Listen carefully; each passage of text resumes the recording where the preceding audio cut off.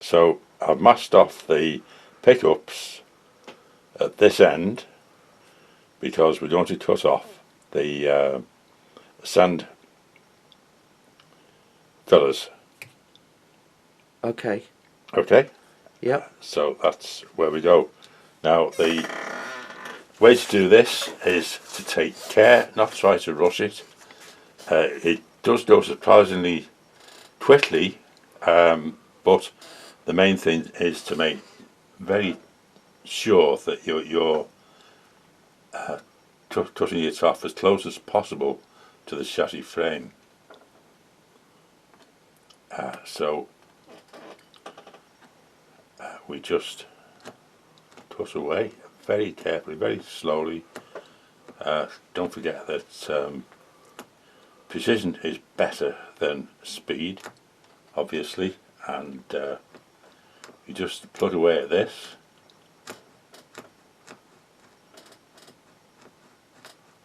Working on that side, and then maybe see better how it needs to go from that side. But you just cut through that, and as you see, it's done quite nicely. And they will be off in no time. Okay, so after that you end up with the sand boxes cut off. As you can see, it's come off quite nicely. Minimum amount of rubbing down, but if you need to, just fine it down till it's flat. You want that surface to be flat. And you've got two sand boxes then. They can go in the bit spots because this loco doesn't have them on. They can go in the bit spots for a loco that needs them, that you have. Okay. Next, we take the sunders. These go on the front of a board, of course, but they need to go on the back of the farthest loco. So we have to cut them off their carrier and mount them at the back where the sandboxes used to be. So this is another quite simple procedure, just a little bit of care, and we cut those through with a razor saw.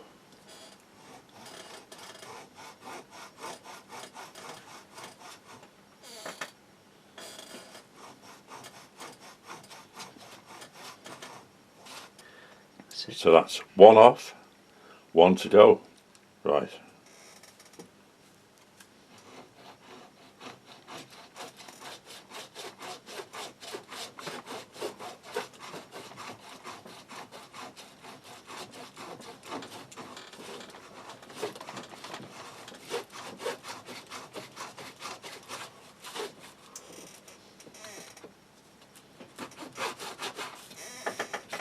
And there we have it. Two cylinders separated. Now check for how flat they are. You can test this against the existing face, which is flat, and the other half which you cut through, and that one isn't very far out, just a little bit of filing on the edge.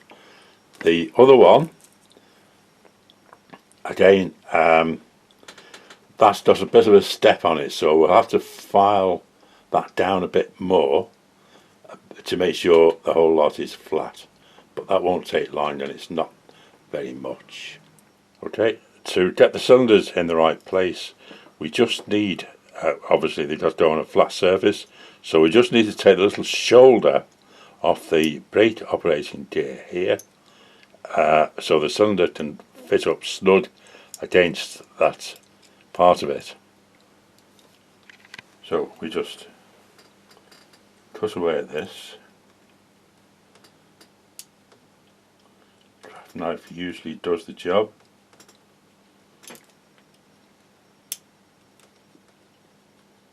The next job is to take off the top of the spring hanger, just below the pip, and take that piece off.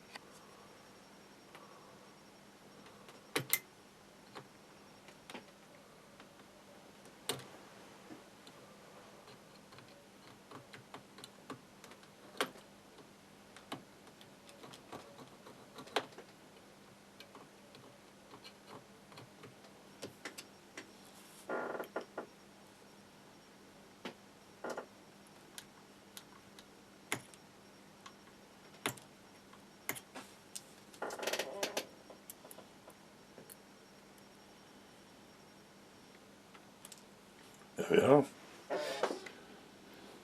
Can you hold it up?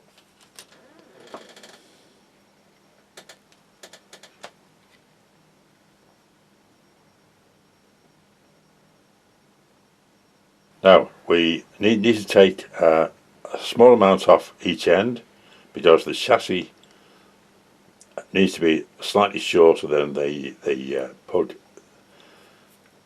chassis is. So what we take off is this little bit here. In other words, just where the Hornby couplings mount. So that's what we're doing. There's a recess. We just pull it back to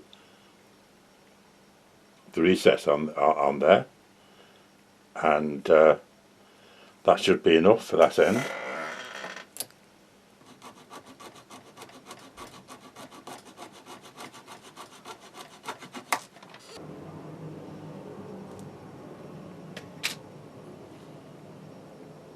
How much take off the The other end you take off the same amount. So essentially just where the Hornby mount is, you cut back to there, and that will be enough. Now we just tidy up the ends a bit with a file. Doesn't have to be exact because this will fit inside the chassis as is, even without the filing. But it just there's some nice edges where it's going to show.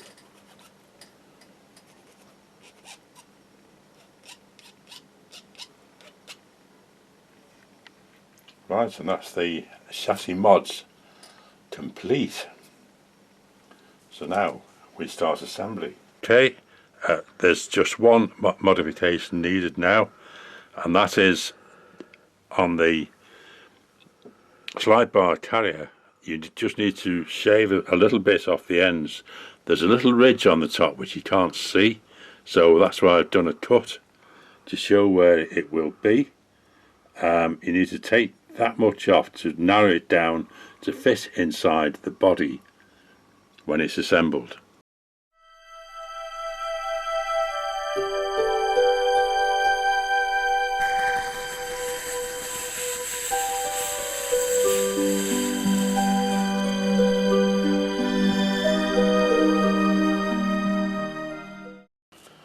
Okay, as you now see, the cylinders are glued on. They were set in the right place by using the slide bar supports as a guide, and at the bottom on the brake, where the brake rods are moulded on, the cylinders rest on the bottom there, and as I said earlier, just behind the top part of it, so they're a nice snug fit.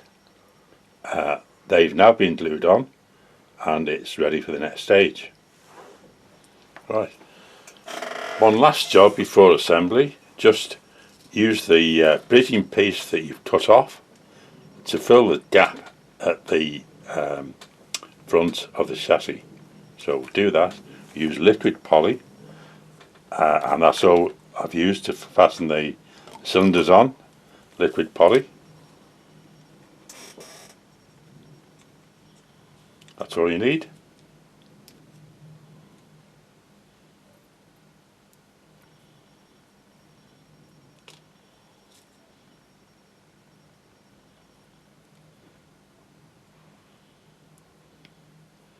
Put too much on there.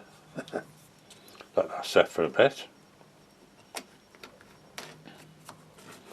It's ready for final assembly. Before we do that, you just need to take the body and on the front screw, just ream that out a little bit. You need a 2mm drill and just ream that out, because the Hornby screws, although they're self-tappers, they don't have a point on, so it's difficult to start them. And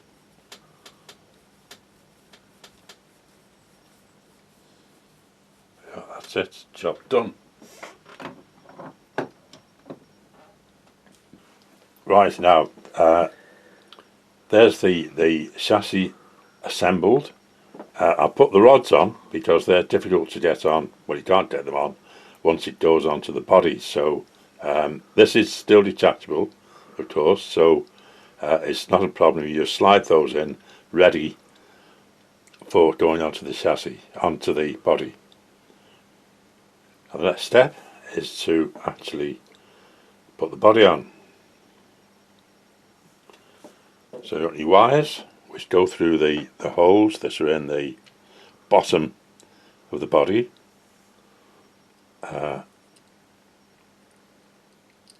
And that just slides in quite nicely.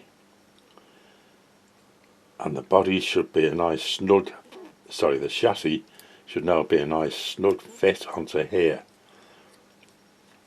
onto the body. You may have to file a little bit off the end of the steps to get it to fit properly, but that's just a minor point. So chassis on the body, and now it's time to put the screw in to hold the body on.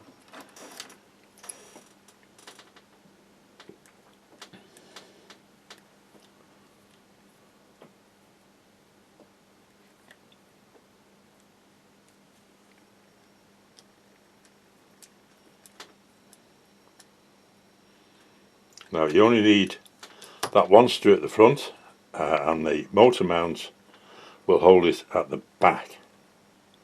The other attachment, the other screw hole that the chassis has got is for when you put, sorry, it's not there, little one there. That is for on the Hornby. It holds the weight on. Now with this, the next step before we do anything else is to put a bit of weight in. Now I've got a bit of rolled up lead. That's totally on PC, but it works for me. So I can't officially say you've got to use this, but it's a very good way of weighting it, as you will know. So that goes into the boiler, and then we will pack that with a bit of sponge to hold it in. Okay, here's one I prepared earlier. So we just roll it up. Don't fasten anything around it because it won't expand then when it's in the hole. So we have to try and get it in there. Try using a pair of pliers, shall we? And squeeze it in. And then that will expand and hold itself and the weight inside. Just put it down well so that it clears the motor, or where the motor will go.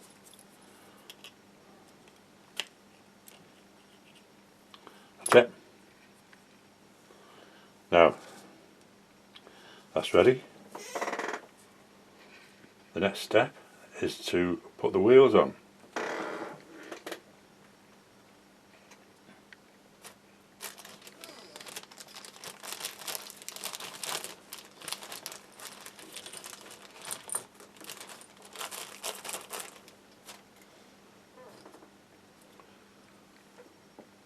Now what I have done here is I've changed the wheels round so that you have the what were the front on the pug and now on the back, and the drive wheel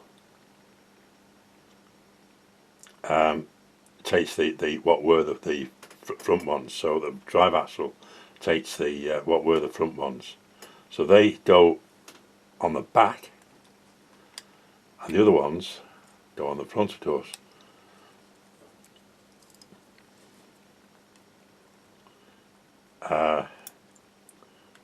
you do need to as you're taking both off, you do need to quarter them up, but it's not too difficult with a bit of practice. The next thing is put the wheels in and the keeper plate on to make sure that they stay in, so we'll put that on now.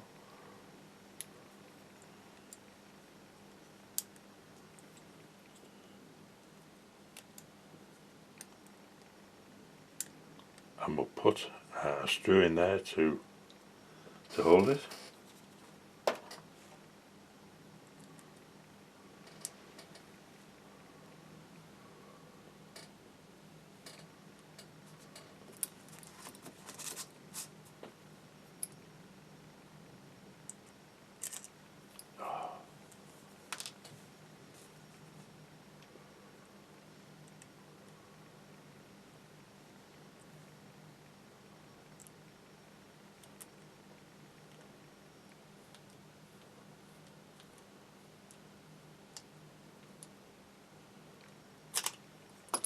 So that holds them in, and then we put the connecting rods on.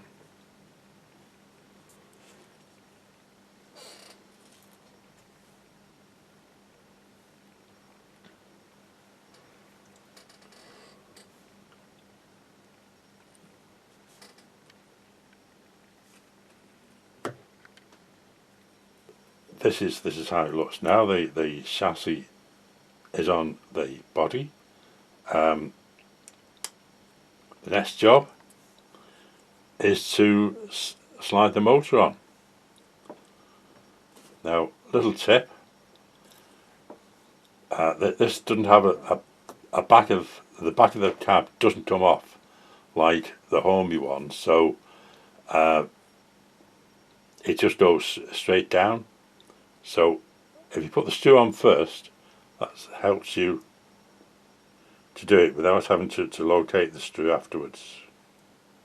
Now all we have to do is feed the wires into the motor through the motor mounts. Easier said than done, but we'll get there sooner or later.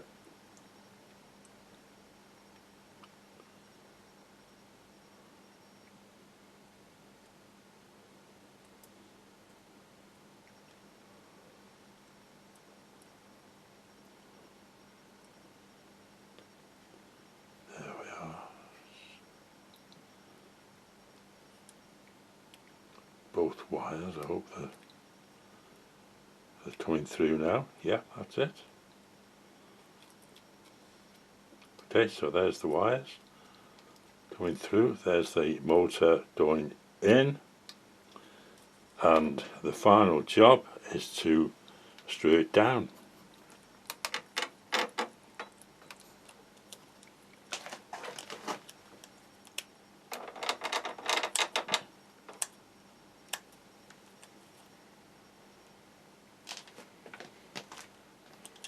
There you are, job done. And all we need to do now is solder the wires on, and away you go. I'll just bend them over for now and put the top on.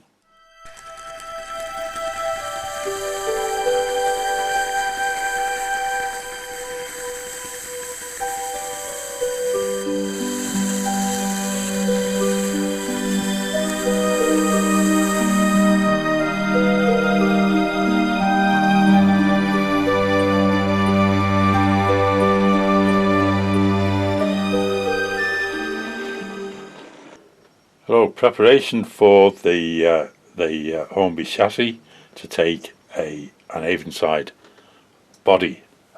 First of all, you're going to need to file down the edges on the logo and a little bit round the back where there's a ridge for the original moulding, and we need to make sure that the chassis isn't affected by the filing, so we separate the chassis from the lower body.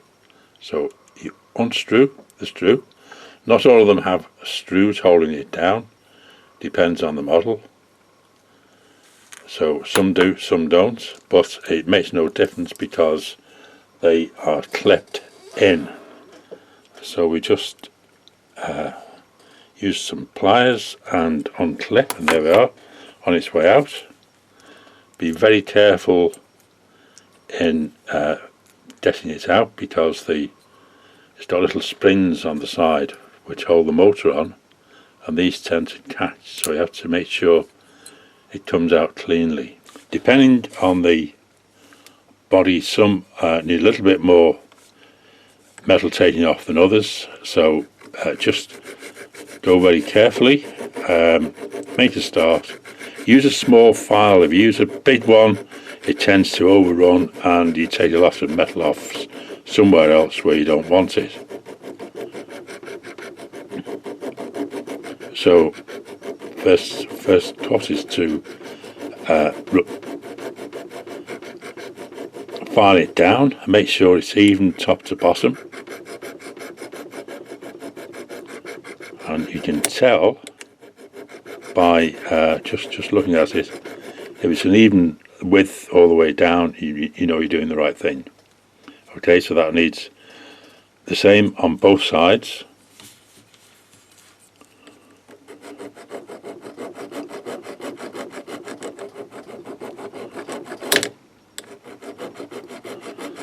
That does happen as well. You need a steady hand.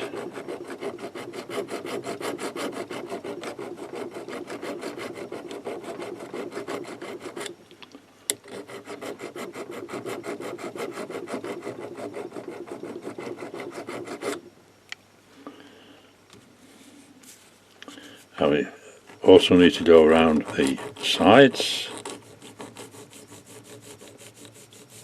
take the edge off towards the back. If it's a nice smooth run at the top, it helps sliding the body on in any case.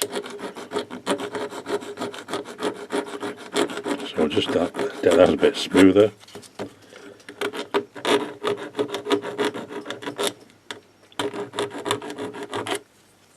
And we'll have a go at this ridge at the back. But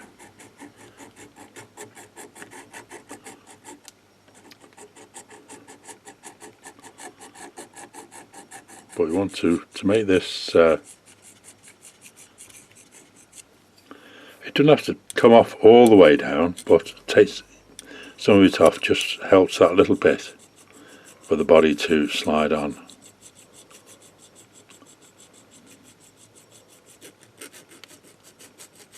And again, if you smooth it at the top, that's another help.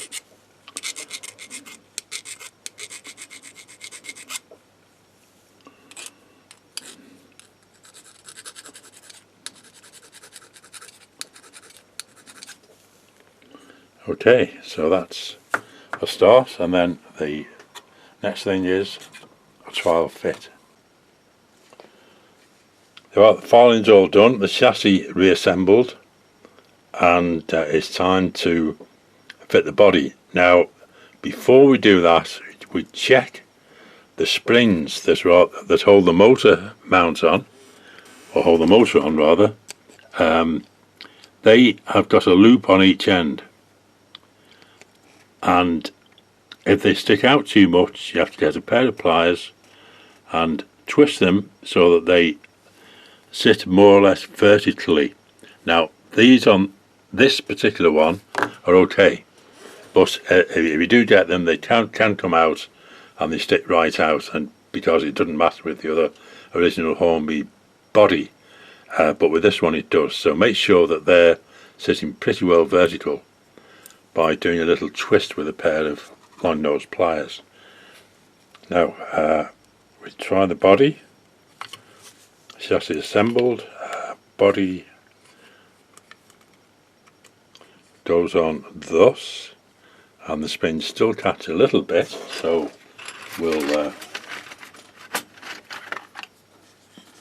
give them a little helping hand to go inside the body. That's one side done and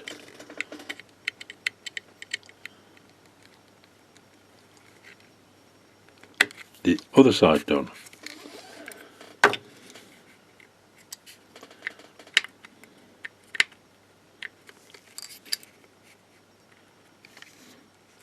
I've still got one. Dear dear.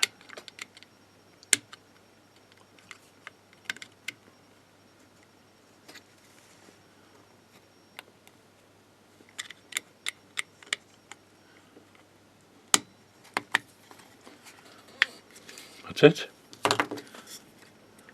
Body on and job done. There you have it, one Avon side, which isn't a bad looking loco.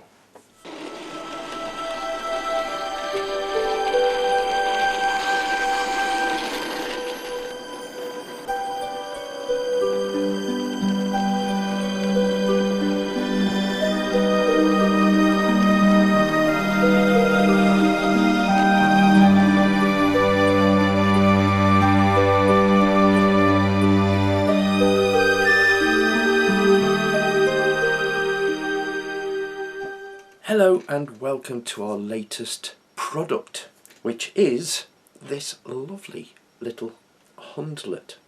Actually, this locomotive is a replica of a Hunslet that was bought in 1904 by the Cambrian Railway from the Lambourne Valley Railway. Now, the significance of this particular one is that it was one of 3 locomotives, 2 of them were Hunslets, and it went on to be absorbed by the Great Western, and this is one of our things. We like to model absorbed locomotives. So this locomotive comes from our Shapeways shop. The buffers are fitted. The only thing you need to fit to this are the handrails, which I've done myself, as you can probably tell, and painting. And the mountings are already there, 2 at the front, 1 at the rear, which go straight onto an Electrotren chassis. Now, the original prototype, as you can see, is already fitted to a chassis, but there are 2 variations on the Electrotren 060 chassis. This is with the older one, which we've actually designed our model to take. And the 2 mounting points, or the 2 screws, if I can grab a screwdriver and show you. The 2 at the front are situated behind the cylinders here. Yeah? And the one at the back is obviously here at the back. And that's where our body is designed to mount. Now, on the later Electrotrens, there is an off-centre screw, as this one is here, which actually mounts through to the body. It also holds on the chip on the inside, which I'll show you in a second.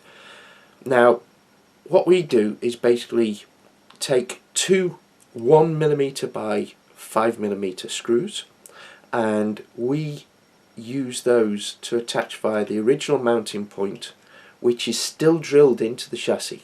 I think they must have changed it for ease of production, but the chassis is essentially the same. So that's the only thing you need to watch. Now here I have 2 Electrotren boxes. This is the older one that we designed our model for, so I'll let you take a close look at that. GV 2005. And as shown, that just screws straight on using the original screws from the donor. This is one of the newer ones, GV 2017.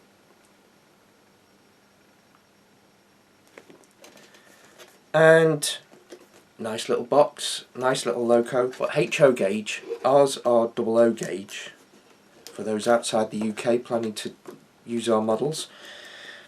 And if I take this out the box,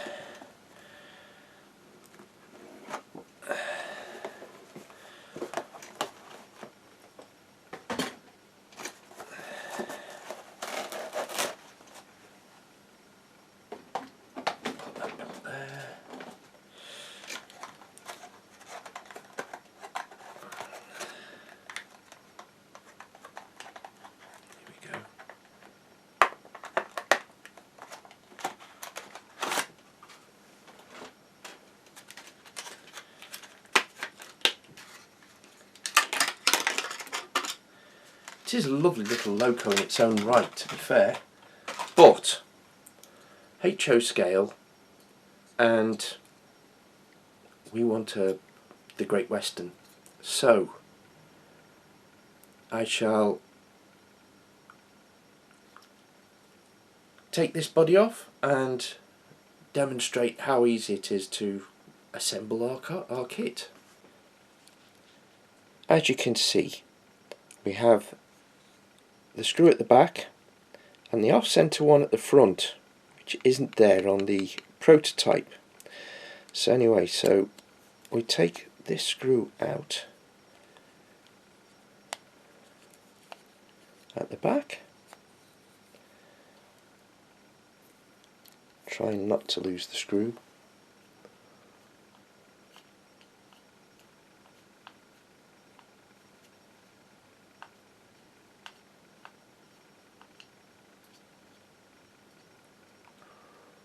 And the one at the front.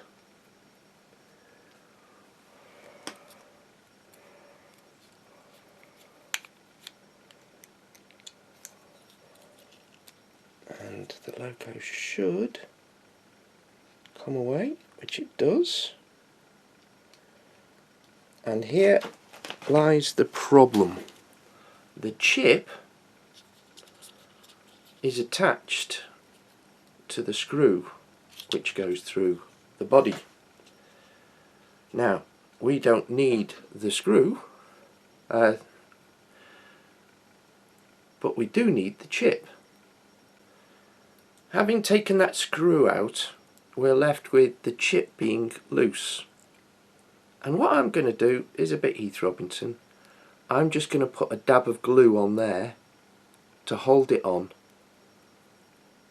Not enough that you couldn't remove it if you needed to, but enough to stop it moving around and keep it safe.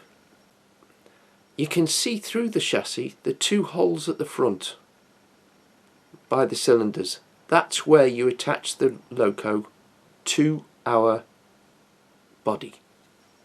Now, one thing I'd recommend with this is just get a drill and just open out the holes a little bit, just to allow the screws to get started, especially at the back, because it's not a self-tapping screw. And what I've also done is screw the screws in so that they actually get a bit of a thread in the hole ready, which will make assembly that little bit easier. With a dab of contact adhesive holding the chip in place, so that shouldn't move, we're now ready to fit the body. And it's just a case of feeding it all in nice and gently.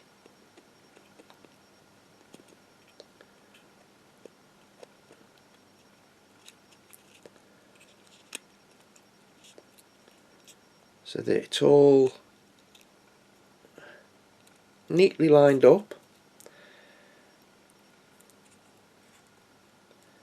Make sure that you're happy that the body is level. And I think there it's slightly out, so what I'm going to do is I'm going to file away the two front mounts just a little bit, just to level up the chassis a little bit.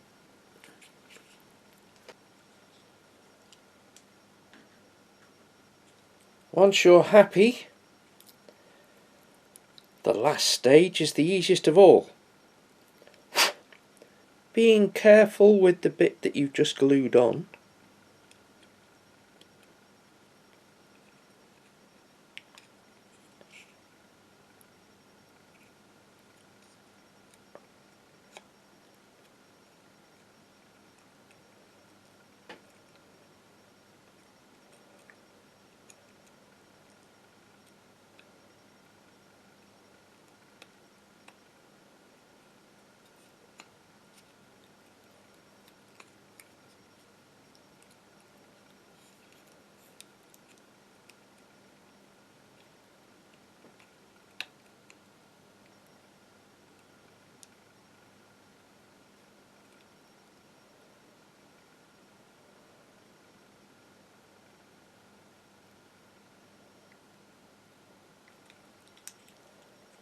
are now ready to line up and screw in the holes.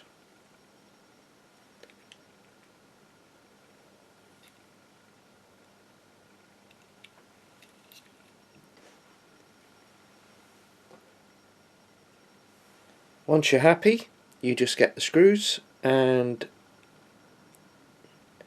screw it all together. I would recommend starting with the rear one,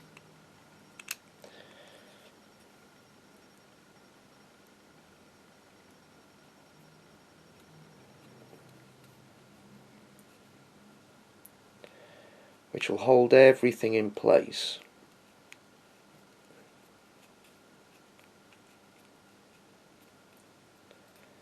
Don't do it up fully tight, just grabbing like that. Then the fiddly bit, getting the front two screws in.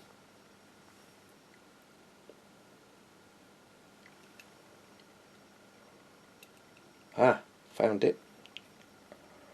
This is fiddly, I will admit, but it's worth it.